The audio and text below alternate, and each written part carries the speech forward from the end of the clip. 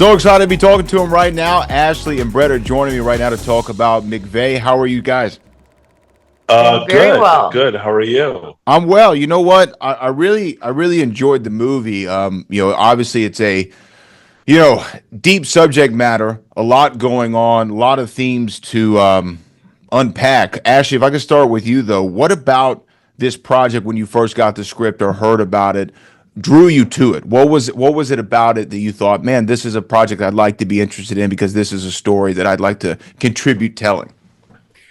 Well, obviously, it was a huge part of history. And I remember being 5 years old, seeing it on the news. And I was, actually shocked that no one had made a movie about him before. And obviously, the subject matter is very dark. But, you know, when I got the script, I just thought that Mike did a very amazing job at, writing it in the way that it wasn't so offensive, but it was kind of showing a different side of Timothy.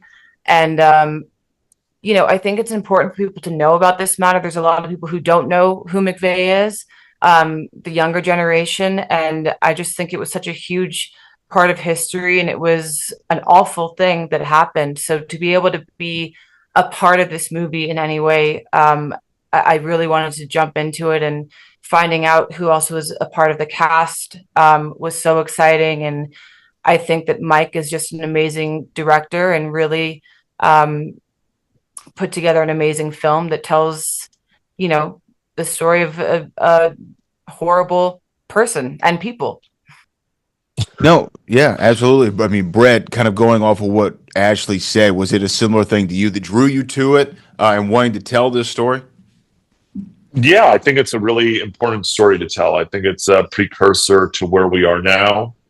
I think it's good to educate people on this vast network that exists in our country, of white supremacy, and terrorism, domestic terrorism. And I mean, I wanted, it's an incredible opportunity for an actor to play somebody as complicated and as dark as this and humanize them.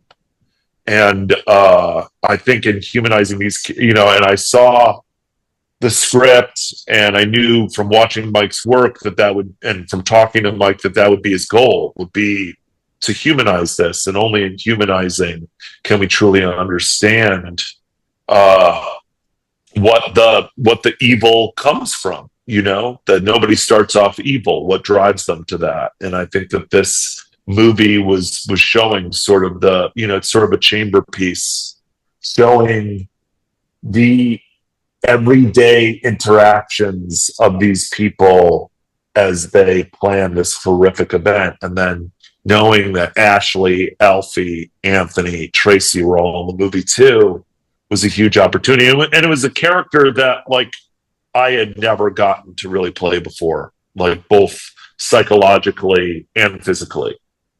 There was, What and I am surprised that this particular story hasn't been looked at through the cinematic lens previously, but it really brought up an interesting conversation with the person I watched it with, Ashley, and you just touched on it for a second, Brett. Are there evil people, or are there people who commit evil acts, right? Not anyone is born strictly evil, but it is an interesting dichotomy to try to explore, which this film does. When you say humanizing, I'd like to get your take on it, Ashley. It's more of providing perspective to the background and the details of who these people were leading up to the event that everybody knows about. Yeah, I think Brett's touched on this a bit today, but he was even talking about, like social media, things that, everyone sees, and then the bullying that comes with it. And, I just watched the show Adolescence yesterday, which is incredible. And it shows everybody's insecurity and what leads them to do certain things. If it's feeling lonely, if it's feeling, insecure, ugly, whatever it is. Nowadays, bullying is so easy to do because of things like Instagram and, TikTok and comments and all these things. And it can really drive someone to do horrible things because of how bad one thing has made them feel, or if they're lonely, whatever it is, being isolated and not feeling understood can really make you do horrible things. Yeah, Yeah, I I mean, mean, go ahead, Brett. obviously Yeah. there's people who are born with like chemical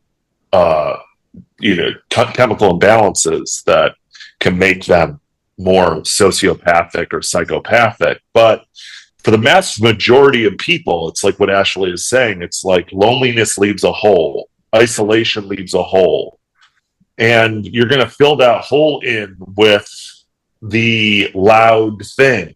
And that loud thing is oftentimes destructive, whether it's, a gang or, political radical extremism or drugs. It's part of human nature. And I think, we've gotten into this place of dismissing that too much and stamping a judgment on it, partially out of our own denial that, if our lives would have gone another way, that could be us. And especially coming off a period of extreme isolationism for a lot of people coming post-pandemic, especially with children being in the house or whatever the case might be, away from, their family, their loved ones, their friends, and having that social media. You've definitely seen a rise in certain types of extremism. And it's very easy to be the propaganda is very easily flown out there on social media. If someone sees a 20-second clip on Instagram, all of a sudden they're an expert on the subject matter. But Yeah. I wanted to ask Yeah. this. Absolutely. I wanted to ask this specifically regarding tackling actual events and what that means from an artistic standpoint, Ashley. I mean, obviously you want to be true to the story, you want to be true to the details of who these people were and what they did, but also there has to be some, what's the word? There has to be some ability to have some creative takes on the characters and be able to stretch the creative muscle as well, and the artistic muscle. How did you work to balance what was real with what would be better for your approach to the character? Well, for my character, she was fictional. So that was, it made it a lot less heavy for me, just being with Alfie and how the darker place that he had to go to in his mind. I just wanted to be able to be prepared every day and kind of go off of his character and, really try and find the chemistry there to a person who's very closed off and misunderstood. And so I think for me, it was just really taking the time to have those quiet moments where we're not talking and we're just kind of looking at each other and figuring each other out, and ultimately, falling for each other and having this connection. And again, her being so unaware of what his motives were during that whole thing. It's, it's a scary thing because you think that someone, and you find out later that that's not who they were. And Brett, though, kind of, going off of that, obviously with your character, what was the line that you walked between the factual basis and the artistic approach? Well, the factual, that's what informs the psychological and the, emotional, the relationships. Where are the characters at? The factual stuff painted a person to me that was incredibly isolated, and then sort of, was filling in this lack of sense of self with this extreme viewpoint, with this radical viewpoint, and then also this obsession, this complete lack of ability to validate himself and needing it externally. And so, like, needing that in not only McVeigh, but the whole scene that they were a part of, but in particular McVeigh. To him, McVeigh is Marlon Brando. He's Michael Jordan. He's like the cool guy. He's the guy who, like, how many people have been pushed to, you're in the schoolyard as a kid, and the cool guy that you really want to be friends with doesn't like this other guy. And he's like, hit him, and I'll be friends with you.